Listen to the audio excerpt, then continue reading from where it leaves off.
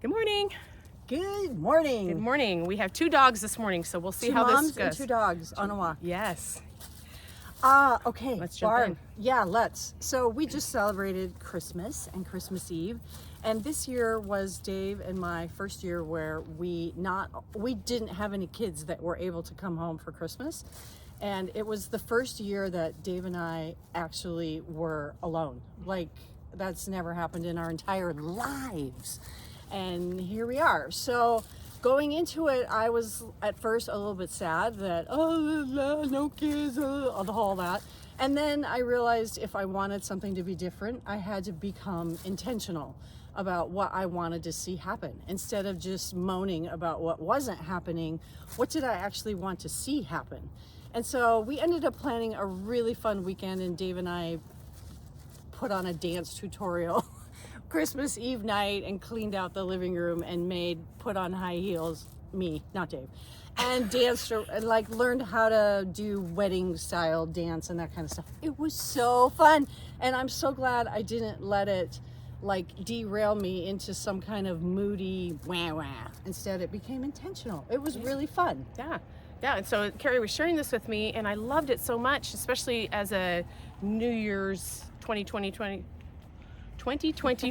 post, because I know several people who are going through, myself included, going through stages of life where changes have come that are outside of their choice or control, and it gets really hard. It's really hard to decide how you're going to respond to those changes. And what you said about intentionality really struck a chord with me, because we all have choices how we're going to respond to the things that happen in our lives. And you had said that your go-to when these things happen out of your control is justice. It's not right. I know.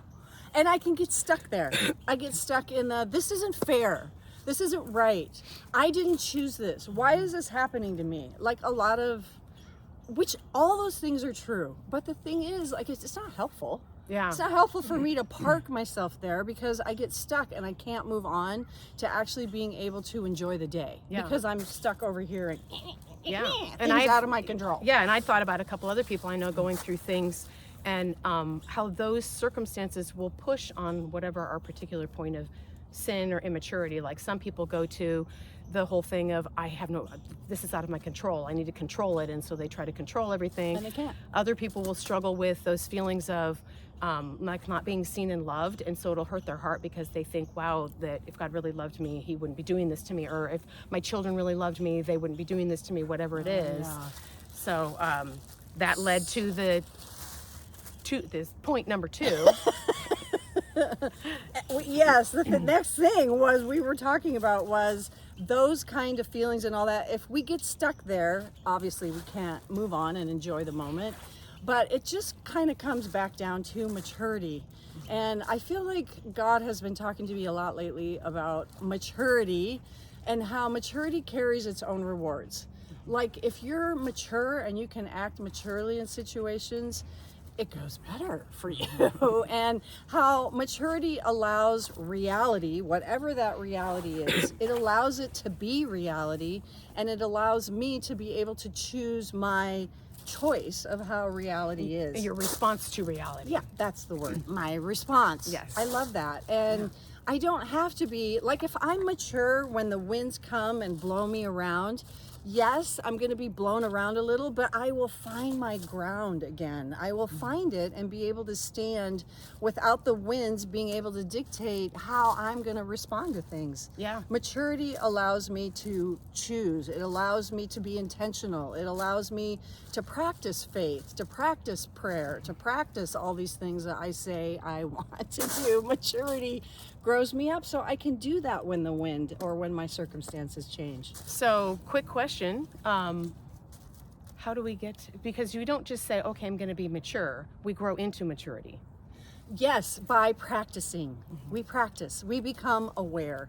And I think, like last Christmas, was one of my New Year's resolutions I'm going to live more intentionally. Well, clearly I wasn't. Otherwise, I wouldn't feel like I'd have to practice this skill.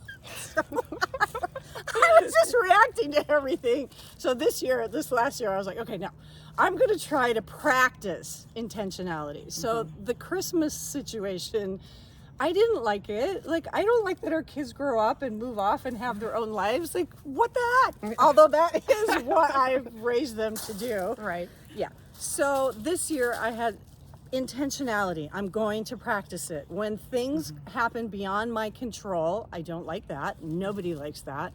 What can I do in response? What can I do in response? And this year I've had to practice it a lot because I had a whole health thing with my ears and hearing and all of this. I have had to practice in a state of being a little bit upset about health situations. What can I do to not just go to that pity, woe is me, immature place? So to get mature, you have to practice it. You have to practice the behaviors you want to see in yourself. That's it right there. Practicing the behaviors you want to see in yourself, the things that you know that you lack. Yeah.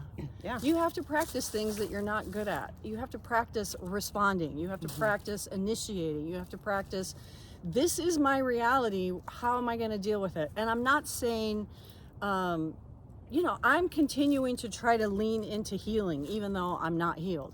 I'm continuing to have to practice that, even though I'm like, I don't know if it's going to happen or not, right? Yeah. But I want to practice being the person I want to be. I'm practicing it, even though I'm not her yet. And this is the verse that we're referencing, which I will put in the notes because I can't pull the address again. That's fine. You're off the hook, and it's early. But it's the whole thing of rejoicing in trials because they ultimately produce maturity. You become mature and complete, lacking nothing. Yes. But it's your attitude and your response towards those difficulties in your life. Yeah, and maturity carries its own rewards. Yeah. Like, being mature is better than being immature. It's better, Barb. Amen, sister. Then you're not like being shoved all over the place by everyone else's opinion and ideas and your circumstances. You can stand solid when those things happen to us. Yeah, there we go. So have a great 2025 and bless you. See ya. See ya, bye. Oh.